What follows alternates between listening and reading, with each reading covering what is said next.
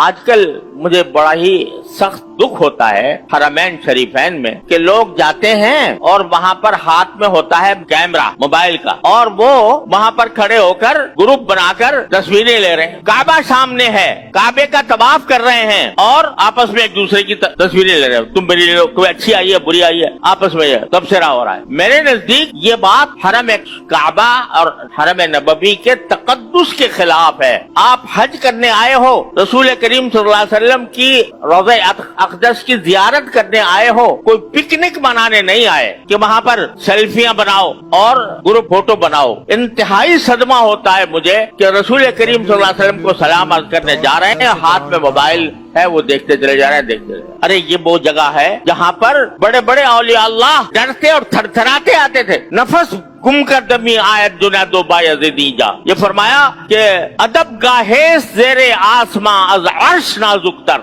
नफस गुम कर दमी आयत दुनिया दो बायज़ीदी जा। ये ऐसी अदब की जगह है आसमान के नीचे कि जो अर्श से ज्यादा नाजुक है और जुनैदो बायज़ीद जैसे औलिया भी यहाँ पर डरते हुए आते हैं और तुम हाथ में कैमरे लेकर और कैमरों से तस्वीरें बना रहे हो और ख्याल नहीं है कि किस बारगाह में जा रहे हो। इतना अफसोस, इतना सदमा होता है ये देखकर। बैतुल्लाह में भी और मदीना मुनव्वरा के रोज़े अक़दस में भी ये एक तूफान बदतमीजी बर्पा होता है।